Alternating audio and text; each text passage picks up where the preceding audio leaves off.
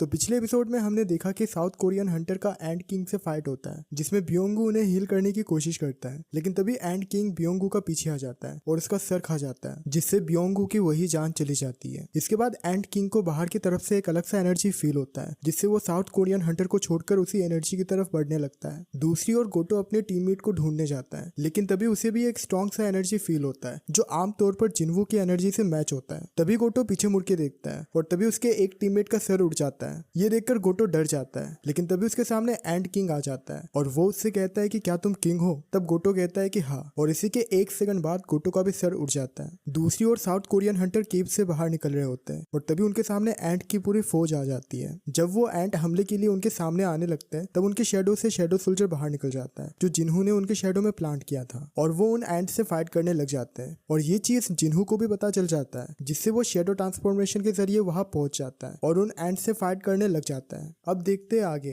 पर इससे पहले मैं आपको ये बता दूं कि आज मुझे फीवर हुआ है, तो इसलिए मेरी आवाज अलग लग सकती है, तो प्लीज माइंड मत करना और वीडियो को पूरा देखना। एपिसोड की शुरुआत में हमें ये दिखाया जाता है कि साउथ कोरिया की ब्रॉडकास्टिंग बंद हो जाती है, जिससे मीडिया वाले बहुत ज्यादा परेशान हो जाते हैं, क्योंकि मीडिया वाले अपने हीरोज को मरते हुए दिखाना नहीं चाहते, इसलिए मीडिया में बहुत ज्यादा भगदड़ मच जाती है। लेकिन तभी वो देखते हैं कि जिन्वू की एंट्री हो चुकी है और वो अपने शेडो आर्मी को बुलाकर उन सभी एंट्स को मार रहा होता है। ये देखकर मीडिया वाले भी चौंक जाते हैं और वो लाइव ब्रॉडकास्टिंग को वापस से स्टार्ट कर देते हैं। योनहू जिन्वू को देखकर चौंक जाता है, लेकिन तभी डोंगसुक उसे कहता है कि अब हमें चिंता करने की कोई जरूरत नहीं है, जिन्हू सब संभाल लेगा। जब सभी एंट्स को खत्म करने के बाद जिन्हू अपने हंटर्स को मैजिकल स्पेल्स पिलाता है, जिससे वो सभी हील हो जाते हैं। तभी योनहू जिन्हू को चा की तरफ ले जाता है और उसे ठीक करने को कहता है। जिन्हू चा को एलेक्सिलर ऑफ लाइफ पिलाता है, लेकिन इससे भी कोई काम नहीं बनता है। तभी जिन्हू योनहू से कहता है कि मुझ में इतने पावर्स नहीं है जिससे मैं चा को ठीक कर सकूं, हमें जल्दी चा को किसी हीलर्स के पास ले जाना होगा। इधर जिन्हू योनहू से बात कर रहा होता है, लेकिन तभी वहां पे एंड किंग आ जाता है और वो कहता है कि बाहर कोई भी किंग नहीं था, शायद वो किंग तुम में से कोई है। अब सभी हंटर्स को ये लग रहा होता है कि शायद गोटो भी मर गया होगा और अब हमारी बारी है। इसके बाद जिन्हू और एंड किंग का आमना सामना हो जाता है। एंड किंग जोर से रोर करता है, लेकिन इस पे जिन्हू स्माइल कर रहा होता है, जैसे कि उसको कोई फर्क ही नहीं पड़ रहा हो। इस पे एंड किंग जिन्हू को जोर का पंच मारता है, जिससे वहां पे बहुत ज्यादा कोहरा आ जाता है। योनहू अपने हंटर्स से कहता है कि जिन्हू को उससे पंगा नहीं लेना चाहिए था, अब तो शायद वो भी खत्म हो चुका होगा। एंड किंग इस पे कहता है कि इतना वीक इंसान किंग नहीं हो सकता। जब कोहरा हटने लगता है, तब एंड किंग उसे देखकर चौंक जाता है, क्योंकि जिन्हू वहीं पे खड़ा था, उसे उसके पंच से कुछ नहीं हुआ।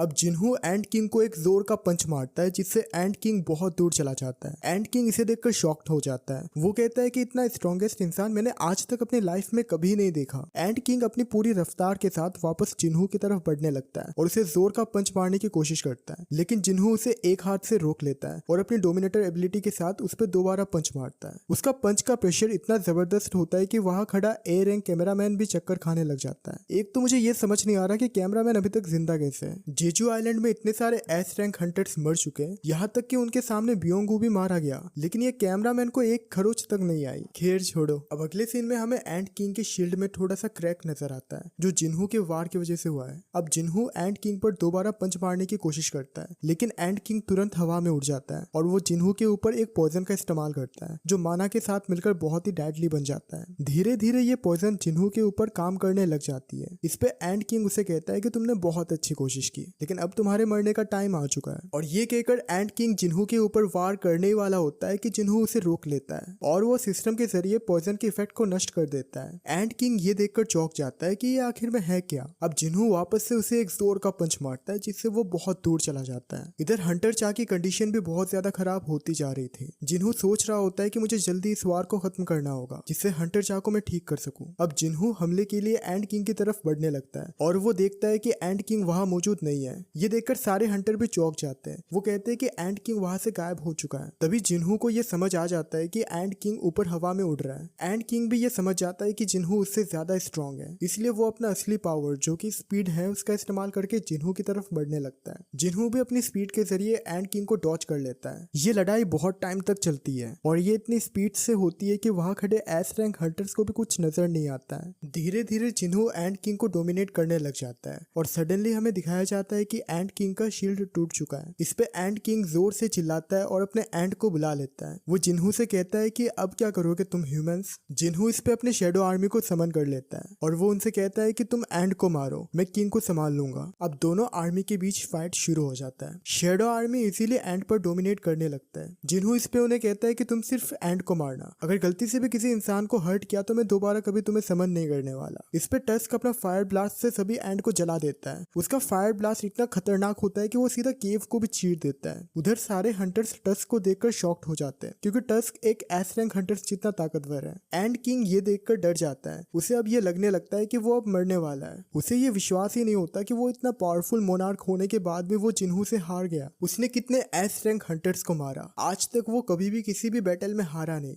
ये सोचते सोचते वो भागने लगता है, लेकिन जिन्हू उसका पीछा करने लगता है और अपने फाइनल टच के जरिए उसके पंखों को काट देता है, जिससे एंट किंग जमीन पर गिर जाता है और वो लिटरली रेंग रहा होता है। एंट किंग अपने मौत का भीख मांगता है, लेकिन जिन्हू अपने दोनों हाथों से ड्रैगर निकाल के उसे काट देता है, जिससे एंट किंग खत्म हो जाता है। अब योनहू जिन्हू से कहता है कि हमें जल्दी चा को ठीक करना होगा। चा की कंडीशन बहुत ज्यादा खराब होती जा रही है। जिन्हू चा के पास जाता है और वो सोचता है कि मैंने बहुत ज्यादा टाइम वेस्ट कर दिया है। जिन्हू को समझ नहीं आता कि अब क्या करे। उसके शेडो एक्सचेंज का कूल डाउन भी अभी तक खत्म नहीं हुआ, इसलिए वो उसका भी इस्तेमाल नहीं कर सकता और उसे ये भी नहीं पता कि अगर वो शेडो एक्सचेंज को इस्तेमाल करेगा तो उसके साथ वाला इंसान का शेडो एक्सचेंज होगा या नहीं। अब जिन्हू कैमरामैन की तरफ देखता है और वो उससे कैमरा को बंद करने के लिए कहता है। कैमरामैन उस पर पूछता है कि क्यों। जिन्हू से कहता है कि जल्दी कैमरा को बंद करो वरना मैं उसे तोड़ दूंगा। इस पे कैमरामैन जल्दी से कैमरा को बंद कर देता है। जिन्हू अब ब्योंगू के बॉडी को ढूंढने के लिए कहता है। इस पे योनहू कहता है कि ये तुम क्या कर रहे हो। जिन्हू बिना कुछ बोले योनहू के बॉडी को ढूंढ लेता है और एराइस कहता है, लेकिन इससे ब्योंगू का शेडो एक्सट्रैक्ट नहीं होता।